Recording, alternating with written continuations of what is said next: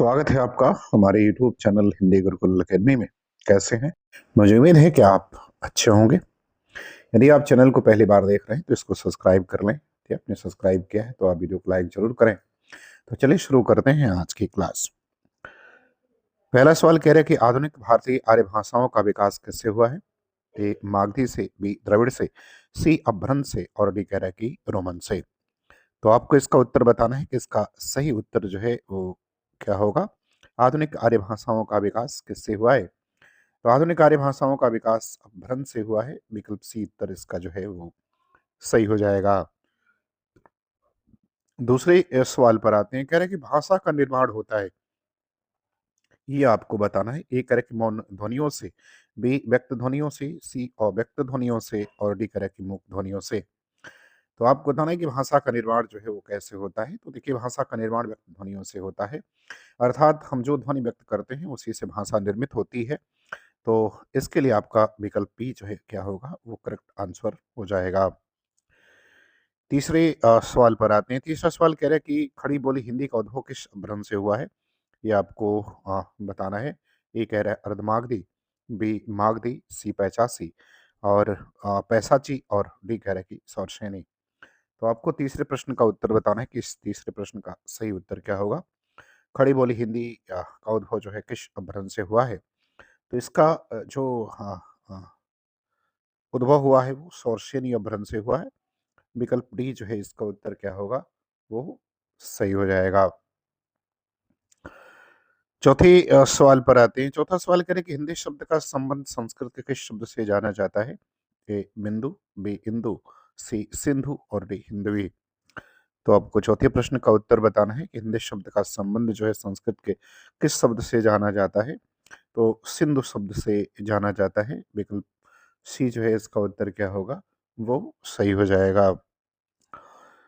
पांचवें सवाल पर आते हैं। पांचवा सवाल कह रहा है कि संस्कृत के तत्सम शब्दों के हिंदी में परिवर्तित रूप को हम क्या कहते हैं? ए कह रहा है कि तद्भव, बी देशज, सी रूढ़ और सी डी कह रहा है संयुक्त। तो आपको बताना है कि संस्कृत के तत्सम शब्द को जब हिंदी में परिवर्तित करते हैं तो उसे क्या कहा जाता है? तो देखिए, जब तत्सम शब्दों को हिंदी में परिवर्तित करते हैं तो उसे हम तद्भव कहते हैं। विकल्प ए जो है इसका उत्तर क्या है, वो सही हो जाएगा। छठवें सवाल पर आते हैं। कह रहा है कि अ की 12 खड़ी देवनागरी लिपि सुधार समिति ने अस्वीकृत कर दी थी। इस समिति के अध्यक्ष कौन थे? ए आचार्य नरेंद्र देव, बी डॉक्टर राजेंद्र प्रसाद, सी विनोबा भावे और डी सुमित्रा नंदन पंत। तो आपको इस छठवें सवाल का उत्तर देना है कि अ की 12 खड़ी देवनागरी लिपि सुधार समिति ने अस्वीकृत कर दी थी। इस समिति के अध्यक्ष कौन थे? देखिए, अ की 12 खड़ी देवनागरी लिपि सुधार समिति ने अस्वीकृत कर दी थी और इस समिति के उस समय अध्यक्ष जो थे उसका नाम आचार्य नरेंद्र देव था। तो विकल्प ए उत्तर जो है इसका क्या होगा, वो आपका सही हो जाएगा। सवाल नंबर 7 पर आते हैं। 7 नंबर सवाल कह रहे हैं कि ब्राह्मी लिपि की उत्पत्ति चीनी लिपि से हुई है, ऐसा किस विद्वान का विश्वास है? ए फ्रेंच विद्वान कुफेरी, बी करेक्ट डॉक्टर अल्फ्रेड मुलर, सी करेक्ट गौरी शंकर ओझा और डी करेक्ट डॉक्टर प्राजिलुस्की।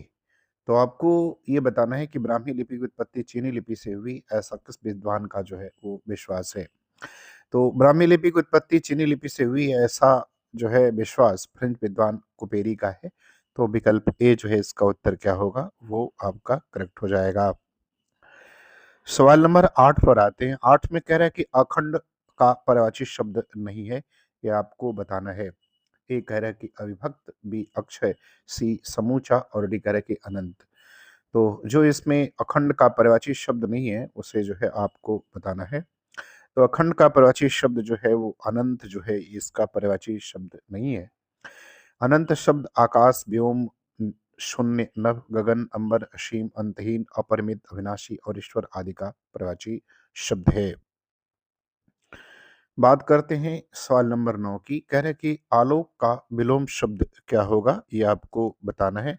ए विभा, बी कांति, सी तिमिर और डी कह रहा है कि अनन्य। तो आलोक का जो विलोम शब्द है ये आपको बताना है। तो आलोक का विलोम शब्द तिमिर होता है। विकल्प सी उत्तर इसका क्या होगा, वो करेक्ट हो जाएगा। बात करते हैं सवाल नंबर 10 की।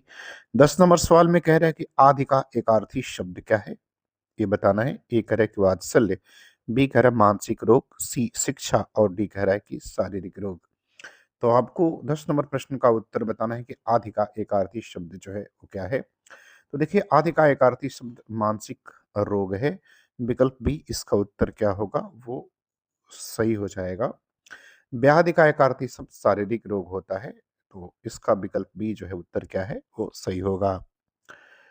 11 नंबर सवाल पर आते हैं। 11 नंबर सवाल में कह रहा है कि पुष्कर और पुष्कल शब्द युग्म के सही अर्थ वाला विकल्प कौन-सा है? ए कह रहा है कठिन बहुत, बी कह रहा है कि बहुत आसान, सी कह रहा है कि जलाशय बहुत और डी कह रहा है कि सरस्वती बहुत। तो आपको 11 नंबर प्रश्न का उत्तर बताना है कि इसका सही उत्तर जो है वो क्या होगा? तो देखिए पुष्कर और पुष्कल इसका सही अर्थ जलाशय और बहुत हो जाएगा। तो विकल्प सी उत्तर इसका जो है वो आपका सही होगा। 12 नंबर सवाल पर आते हैं। 12 नंबर सवाल में कह रहा है कि निम्न विकल्पों में से उस विकल्प का चयन करें जो उपसर्ग से बने शब्द का सही विकल्प नहीं है। ए कह रहा है भ्राता, बी उपाध्यक्ष, सी विदेश और डी कह रहा है कि प्रताप। तो जो उपसर्ग से नहीं बना है उसके बारे में आपको बताना है कि इसमें कौन सा शब्द उपसर्ग से नहीं बना है। तो विकल्प ए जो है ये उपसर्ग से नहीं बना है, भ्राता, जबकि उपाध्यक्ष, विदेश और प्रताप ये सभी जो है उपसर्ग से बने हुए शब्द हैं। 13 नंबर सवाल पर आते हैं। 13 नंबर सवाल में कह रहा है कि यथासाध्य समस्त पद का सही अव्ययी भाव समास का विकल्प है। ये आपको बताना है कि यथासाध्य समस्त पद का सही अव्ययी भाव समास का विकल्प है। ए कह रहे कि न साधने योग्य, बी जितना साधा जा सके, सी कह रहे कि साधने के लिए और डी कह रहे कि यथा का साध्य। तो आपको यथासाध्य का समस्त पद क्या होगा ये आपको बताना है। तो यथासाध्य का अगर समस्त पद देखें और अव्ययी भाव समास में अगर इसका विग्रह देखें तो हो जाएगा जितना साधा जा सके, अर्थात विकल्प बी उत्तर इसका क्या होगा वो सही हो जाएगा। चलिए बात करते हैं सवाल नंबर 14 की। कह रहे हैं कि निम्न विकल्पों में से उस विकल्प का चयन करें जो प्रत्यय से बने शब्द का सही विकल्प नहीं है। ए कह रहा है पुष्पित, बी मनोती, सी निर्दोष और डी कह रहा है ललक। तो आपको बताना है कि जो प्रत्यय से नहीं बना है वो शब्द कौन-सा है? तो वो शब्द निर्दोष है। निर्दोष शब्द जो है वो निर उपसर्ग से बना हुआ है। सवाल नंबर 15 पर आते हैं। 15 नंबर सवाल में कह रहे हैं कि खटोला शब्द में कौन-सा प्रत्यय है? ए ओला, बी आ, सी ला और डी आ। तो आपको बताना है कि खटोला में कौन-सा प्रत्यय जो है वो लगा हुआ है। तो खटोला शब्द में ओला प्रत्यय लगा हुआ है। विकल्प ए उत्तर सही हो जाएगा। होला प्रत्यय से बने शब्दों की बात करें तो मंझोला हो जाएगा, सपोला, बिचोला, बतोला आदि शब्द हो जाएंगे।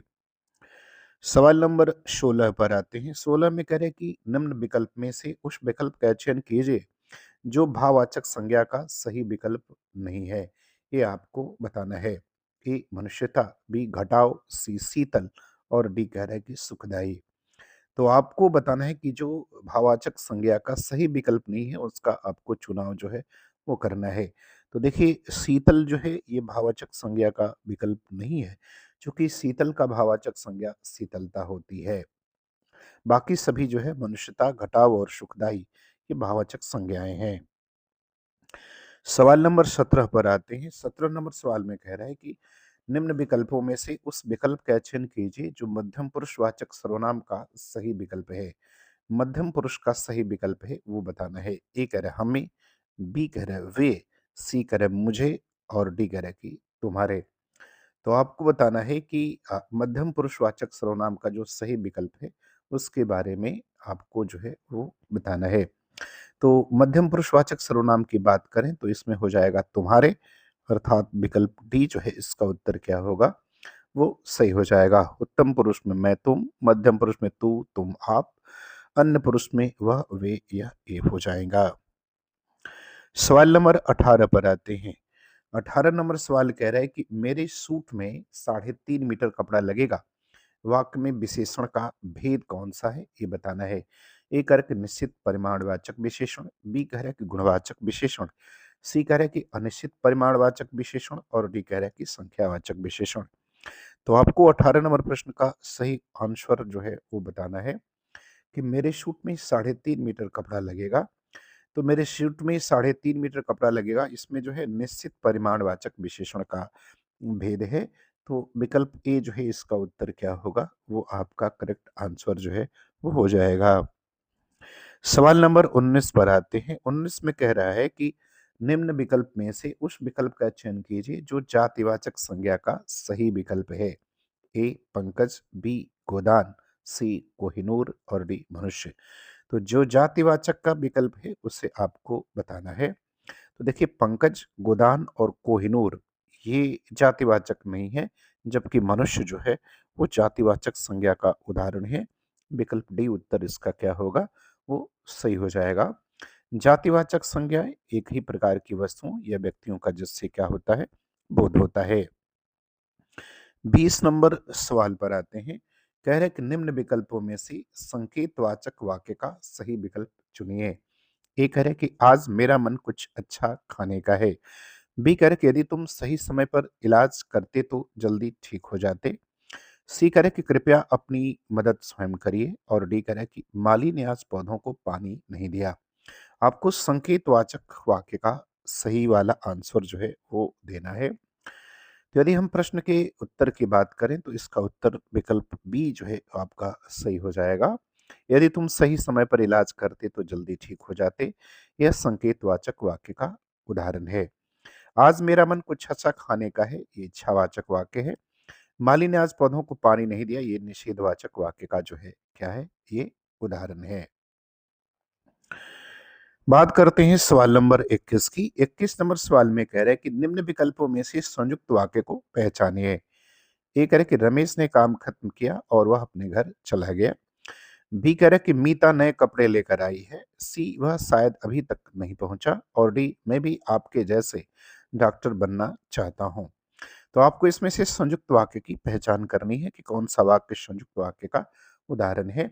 तो विकल्प ए जो है ये संयुक्त वाक्य का उदाहरण है। रमेश ने काम खत्म किया और वह अपने घर चला गया। अर्थात जिस वाक्य में साधारण अथवा मिश्र वाक्यों का मेल संयोजक अवयवों से द्वारा होता है उसे संयुक्त वाक्य कहते हैं।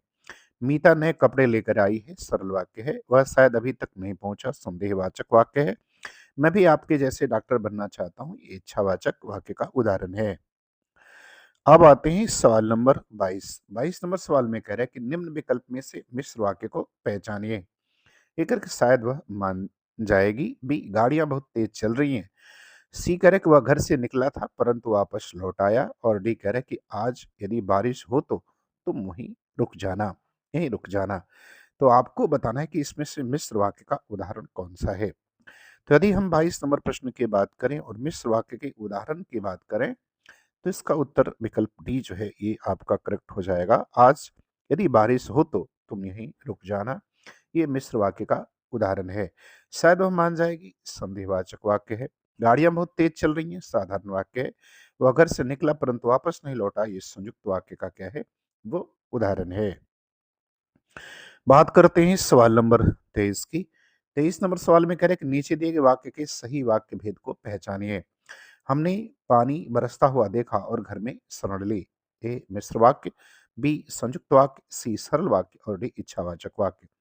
तो आपको बताना है कि किस तरह के वाक्य का उदाहरण है। तो यह जो है ये संयुक्त वाक्य का उदाहरण है। विकल्प बी इसका उत्तर क्या होगा? वो सही हो जाएगा। अब आते हैं सवाल नंबर 24 पर। 24 नंबर सवाल क्या कह रहा है?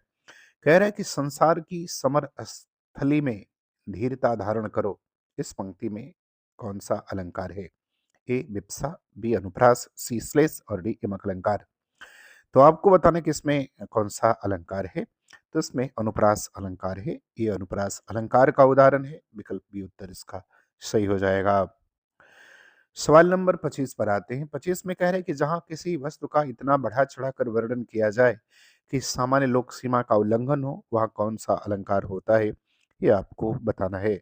ए उत्प्रेक्षा अलंकार, बी रूपक अलंकार, सी अतिशयोक्ति अलंकार और डी उपमा अलंकार। तो देखिए जहां किसी वस्तु का इतना बढ़ा चढ़ाकर वर्णन किया जाए जो सामान्य लोक सीमा का उल्लंघन हो, वह अतिशयोक्ति अलंकार होता है। विकल्प सी इसका उत्तर क्या होगा? वो करेक्ट हो जाएगा।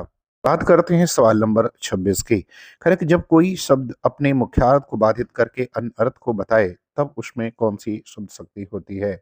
ए व्यंजना शब्द शक्ति, बी अभिधा शब्द शक्ति, सी आरती व्यंजना शब्द शक्ति और डी लक्षणा शब्द शक्ति। तो 26 नंबर प्रश्न का उत्तर आपको बताना है। तो देखिए, जब कोई शब्द अपने मुख्यार्थ को बाधित करके अन्य अर्थ बताए, तब उसमें लक्षणा शब्द शक्ति होती है। विकल्प डी इसका उत्तर जो है वो सही हो जाएगा। बात करते हैं सवाल नंबर 27। 27 में कह रहा है कि आराधना का एकार्थी शब्द क्या है? ए अनुराग, बी तपस्या, सी प्रेम और डी आसक्ति। तो आराधना का एकार्थी शब्द बताना है, तो इसका एकार्थी शब्द जो है वो तपस्या होगा। विकल्प बी उत्तर इसका सही हो जाएगा। सवाल नंबर 28 पर आते हैं। कह रहा है कि पौत्र पोत शब्द युग्म के सही अर्थ वाला विकल्प कौन सा है, ये बताना है। ए कह रहा है कि तख्ता, जहाज, बी कह रहा है सभा जहाज, सी पोता जान और डी पोता जहाज। तो आपको इसका सही उत्तर जो है बताना है। तो पौत्र और पोत का जो सही अर्थ बनेगा वो बनेगा पोता और जहाज, अर्थात विकल्प डी इसका उत्तर क्या होगा, वो सही होगा। सवाल नंबर 29 पर आते हैं। 29 नंबर सवाल में कह रहे हैं कि निम्न विकल्पों में से उस विकल्प का चयन करें जो उपसर्ग का सही विकल्प नहीं है। तो जो उपसर्ग का सही विकल्प नहीं है उसे आपको बताना है। ए निडर, बी परविधा, सी पुष्पित और डी बैशन। तो आपको ये बताना है कि इसमें जो उपसर्ग का सही नहीं है उसे बताना है। तो ये आपका विकल्प सी जो है वो हो जाएगा। ये उपसर्ग से नहीं बल्कि ये प्रत्यय से बना है। निडर में नी, परविधा में पर और बैशन में भी उपसर्ग जो है वो लगे हुए हैं। अब आते हैं सवाल नंबर 30। कह रहा है कि निम्न विकल्प में अस्थाई भाव तथा उसके आधार पर कल्पित रस्मों के नाम दिए गए हैं, इनमें से गलत विकल्प को पहचानिए। तो जो गलत विकल्प है उसकी आपको क्या करनी है, पहचान करनी है। एक है उत्साह, बी रस, बी अमर्ष भयानक रस, सी रति श्रृंगार रस और डी स्वरूप करुण रस। तो आपको बताना कि कौन सा इसमें जो है वो गलत है। तो जो गलत है वो विकल्प बी है, अमर्ष भयानक रस नहीं। भयानक रस का स्थायी भाव भय होता है, ना कि अमर्ष होता है। तो मुझे उम्मीद है कि वीडियो आपको पसंद आएगी, आपको अच्छा लगे, तो आप चैनल को सब्सक्राइब जरूर करें। पूरा वीडियो देखने के लिए आपका बहुत बहुत धन्यवाद।